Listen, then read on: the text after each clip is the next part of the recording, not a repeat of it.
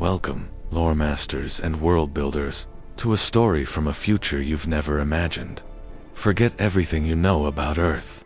The year is 2310, and our home is no longer a world of continents and oceans. It's a planet of monsters, a ravenous, untamed wilderness where colossal beasts, the nightmares of a forgotten age, have reclaimed the land. So, where is humanity in this terrifying new world? We're not extinct. We're not hiding in underground bunkers. We adapted. We survived. We built our new world on the backs of giants. We call them the Behemoths. Picture a creature the size of a mountain. Its skin, a living fusion of biological tissue and reinforced steel. Its nervous system intertwined with silicon and fiber optics. These aren't just animals.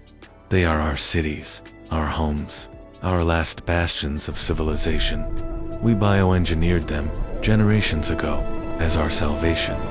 Each behemoth is a walking metropolis, a self-sustaining ecosystem carrying tens of thousands of souls across the ravaged landscapes of old Earth. Life on a behemoth is different. The ground beneath your feet isn't rock and soil. It's a living, breathing creature. You feel the gentle sway as it walks, a rhythmic tremor that becomes the background hum of your entire life. The horizon is constantly changing, a panoramic view of monster-infested plains, acid rain forests, and the ruins of our once great cities, now just skeletal landmarks in a hostile world. We built our towers on their armored plates, cultivated hydroponic farms in their vast hollowed-out cavities, and drew power from their immense biokinetic energy. But our symbiotic relationship with these titans is a delicate one. Each behemoth has a heartstone, a massive crystal core that serves as its brain and power source.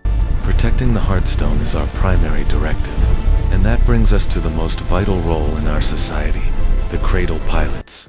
They are the chosen few, individuals with a rare genetic link that allows them to interface with the behemoth's consciousness. They don't just steer the beast, they feel its pain, sense its fear, and guide it through a world that wants to tear it apart.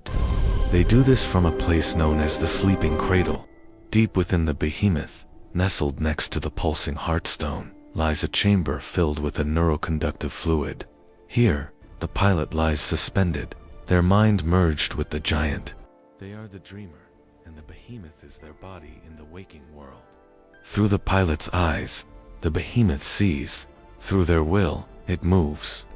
It's an immense burden, a bond that connects one human soul to a creature of unimaginable scale. And a burden it is, because we are not alone on this planet. The world teems with hostile megafauna.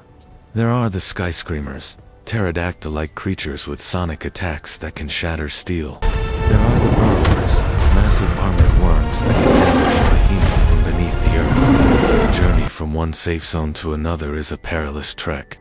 The cradle pilot must be a strategist, a warrior, and a guardian, fighting battles on a scale that ancient humanity could never comprehend. Imagine being that pilot. You're asleep, yet more awake than ever. You feel the tremors as a pack of ravagers Volf-like beasts the size of buses launches an assault on your behemoth's leg.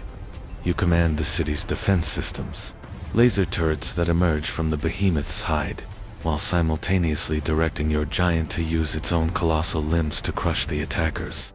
You are the mind of a god, but the heart of a human, feeling every wound, every impact, as if it were your own. This is the world of the sleeping cradle. A world where humanity's survival rests not on steel walls or fortified bunkers, but on a sacred trust between man and monster. It's a story of colossal battles, of the silent burden of the pilots, and the daily lives of those who call a walking mountain their home. What happens when a pilot falters? What happens when a behemoth falls? These are the stories we're going to explore. Thank you for joining me on this journey into 2310. If you're recaptivated by this world and want to hear more tales from the backs of the behemoths, make sure to hit that subscribe button and ring the bell so you don't miss our next chapter. Let me know in the comments what part of this world fascinates you the most. Until next time, stay curious.